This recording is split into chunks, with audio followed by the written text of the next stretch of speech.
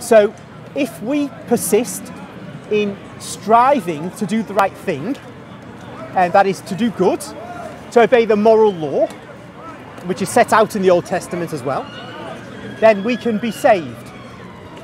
And this is one where we differ from the Protestants, because they say you just have to accept Jesus as your saviour, and no matter what happens, you're guaranteed salvation.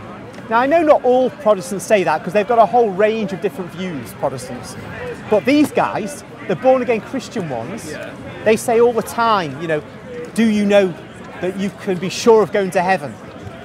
And they'll say that to the Muslims. And but of course, I just think the Bible itself makes it clear to us we don't have a guarantee of going to heaven. And if we read in the book of Romans, which is the kind of go-to document of the born-again Christians, St. Paul makes it clear that there's a risk of salvation, risk of losing your salvation. And just to get that point across, for the sake of making it absolutely clear, so we take Romans 11, verse 22.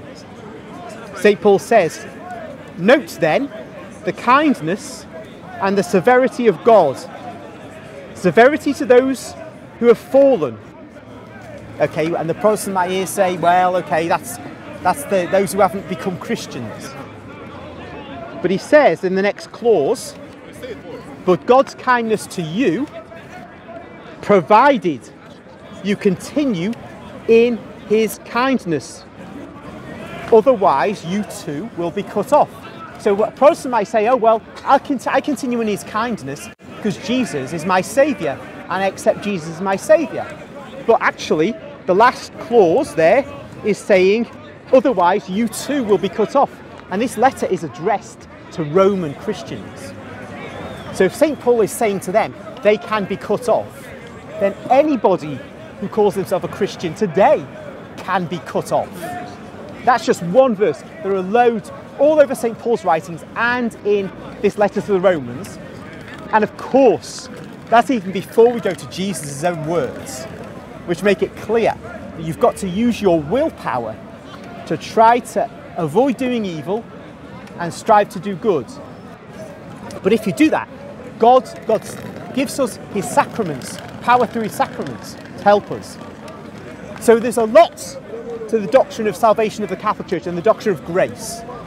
It's in contradistinction to the Lutheran doctrine, which is, as I've outlined, a very false doctrine, a very dangerous doctrine, and requires an extremely odd reading of the New Testament. So I think that what puts the kind of lid on our position is that the Lutheran doctrine of salvation, or the Calvinistic doctrine of salvation, was simply unknown until it was invented in 16th century Europe. None of the fathers speak of salvation by faith alone. None of them. But they speak about what we Catholics speak about. Yes, you're united to God and you're justified.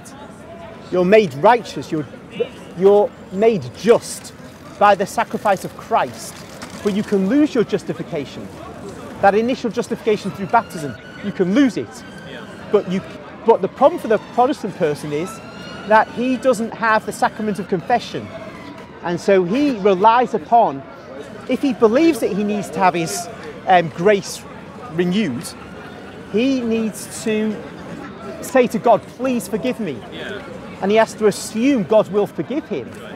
But he doesn't know that will happen. Whereas we have the guarantee from Christ, through what Jesus said to the apostles in John chapter 20, that the apostles can forgive sins.